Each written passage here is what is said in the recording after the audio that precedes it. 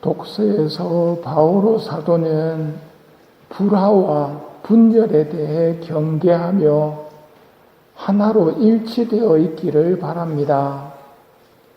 초기 교회 때부터 분열은 늘상 시달려 온 위험이었습니다.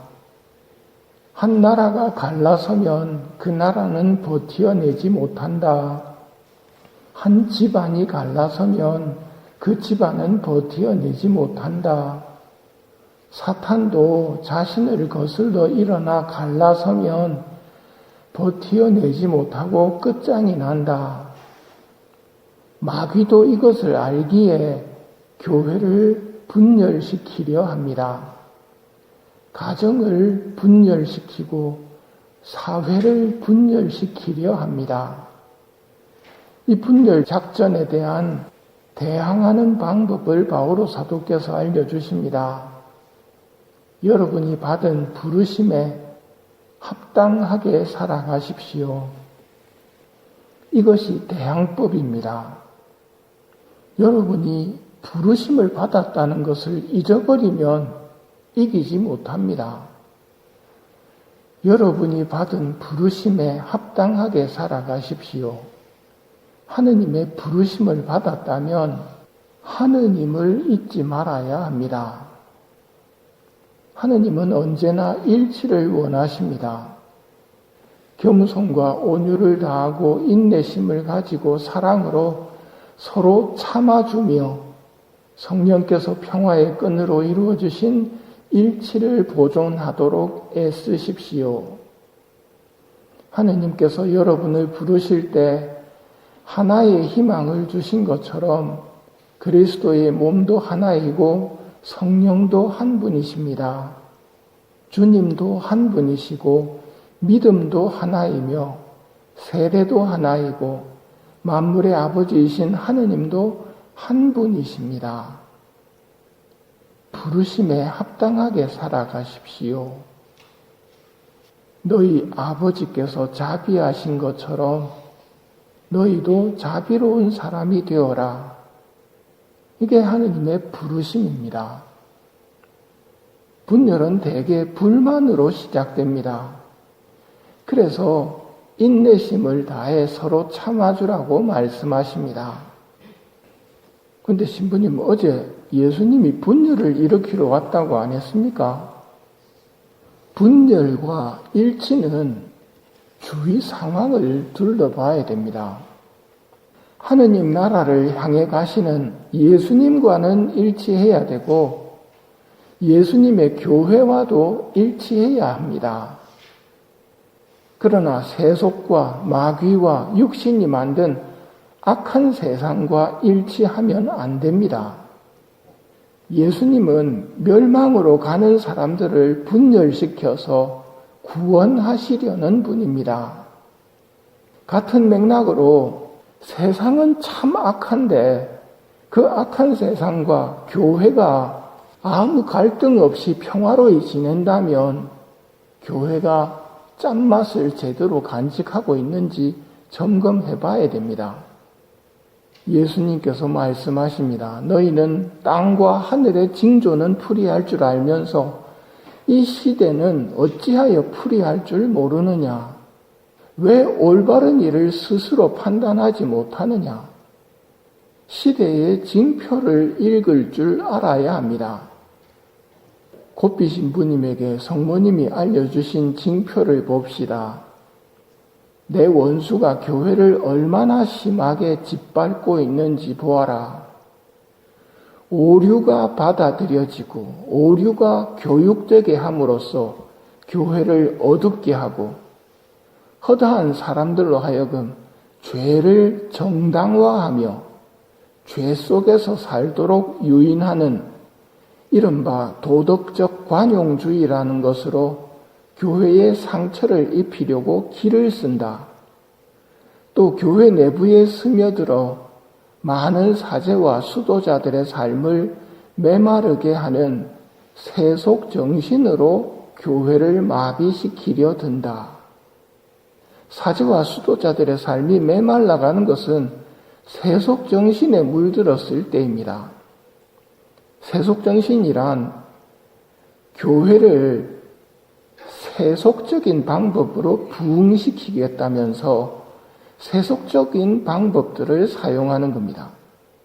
이때 깜빡하고 잊어버리는 게 뭐냐면 하느님입니다. 세속적인 방법들은 논리적이고 그럴듯합니다. 신자들이 우선 많이 모여야 하지 않느냐. 술자리를 많이 만들고 등산 모임, 축구 모임 이런 것들 만들어서 취미생활을 같이 하도록 하자. 그래서 성당에 사람들이 많이 모이게 하자. 그럴듯하고 논리적입니다. 그런데 하느님은 없습니다. 이런 세속정신의 결과가 어떻게 되었는지 성모님이 말씀하십니다. 성체 안에 계시는 예수님을 에워싸고 있는 공허, 저버림, 무시, 성체 안에 참으로 계시는 예수님의 현존을 더 이상 믿지 않는 자들과 대죄 상태에 있으면서도 고해성사를 받지 않고 영성치 않은 자들에 의해 얼마나 많은 독성죄가 저질러지고 있는지, 세속정신에 따라서 취미생활을 같이 하게 되면 미사에 나오는 숫자는 늘어날지 모릅니다. 이거 마치고 우리 등산 가자. 마치고 뭐 하러 가자. 마치자마자 어떻게 됩니까? 영성치 했다는 것도 까맣게 잊어버리고 예수님이 여기 어떻게 계신지도 까맣게 잊어버립니다. 성모님이 우리에게 말씀하십니다. 성체 안에 현존하시는 예수님을 향해 흠숭과 보속의 열렬한 불꽃이 되어라. 생명의 깊은 참여와 사랑으로 거룩한 미사를 집전하여라. 자주 고해 성사를 받고 신자들도 자주 고해하도록 도와주어라.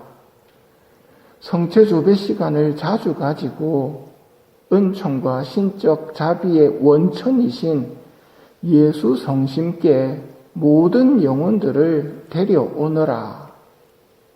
수호천사께 성체조배 부탁드리는 걸 말씀드린 적이 있는데 기억하시는지 모르겠습니다. 문득 예수님께서 우리 성당의 공허 속에서, 저버림 속에서, 무시 속에서 계시다는 게 생각나면 조배하러 달려와야죠. 근데 여건이 그렇게 안 될 때 수호천사님께 부탁을 드리라고 말씀드렸습니다. 가서 예수님, 제가 당신을 생각합니다. 이 말만 하더라도 예수님은 정말 기뻐하십니다. 여러분, 예수님을 잘 모르시는데요. 예수님은 자녀들의 작은 마음 씀씀이 하나에 정말 기뻐하시는 분입니다. 여러분이 오늘 성당에 가야지, 미사 보러 가야지 하는 순간 예수님은 그때부터 기뻐하셨습니다. 이걸 생각할 줄 아셔야 됩니다. 그래야 성당 들어오면서도 예수님 하면서 들어오지, 안 그러면 예수님 찾도 안 합니다. 예수님의 마음은 정말 작은 것에도 감동하시는 분이거든요. 그럼 반대로 영성체 하자마자 미사 끝나고 나갈 때의 모습 보면 완전히 잊혀져 있다면 예수님의 마음이 어떠실까요?